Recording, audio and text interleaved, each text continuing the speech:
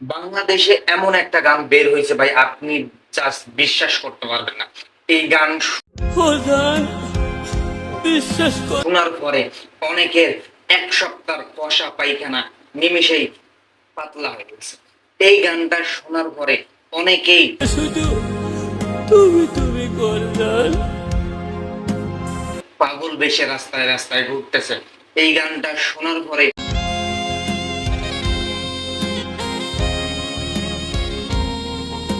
অনেক বিবাহিত ভাইয়েরা বেচালার হয়ে গেছে।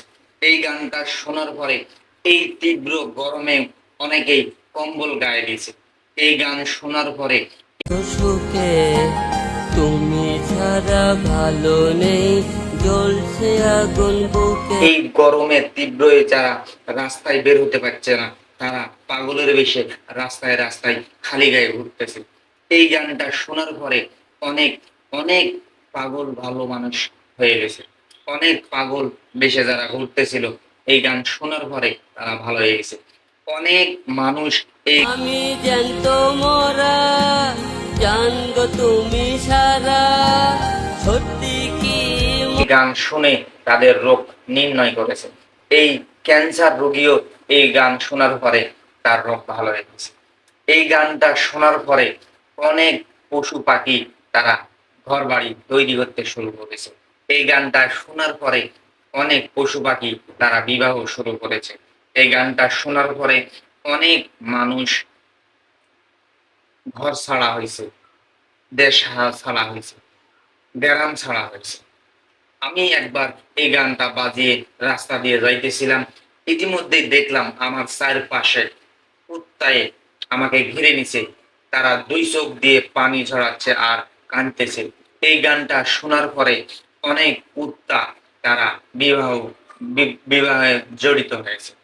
এই গানটা মূলত তৈরি করা হয়েছে পশু পাখিদের জন্য। যারা এই গানটা শোনেন নাই তারা মিস করেছে।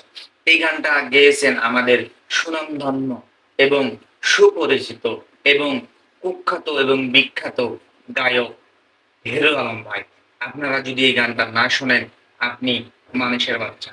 কারণ এই গানটা যদি না শোনেন, তাহলে আপনি বুঝতে পারবেন না শিল্পীর কতটা মূল্য। এই গানটা আপনি যদি না শোনেন, তাহলে আপনি গান শুনছেন এরকম মনে হবে না। এই গানটা যদি না শোনেন, তাহলে আপনি মনে করবেন আমি বাংলাদেশে জন্মগ্রহণ করি নাই। এই গানটা যদি আপনি না শোনেন, তাহলে আপনি বাংলাদেশের নাগরিক না। তো চলুন আমরা শুনে আসি এই গানটা কত সুমধুর এবং সুকণ্ঠে এবং সুপ্রাত। এই গান আপনারা না শুনলে বিশ্বাস করতে পারবেন না। চলুন গানটা শুনে আসি এবং অবশ্যই গানটা শুনবেন এবং চ্যানেলটাকে শেয়ার করে দিবেন, পেজটাকে শেয়ার করে দিবেন। সবাই ভালো থাকবেন, সুস্থ থাকবেন। আসসালামু আলাইকুম।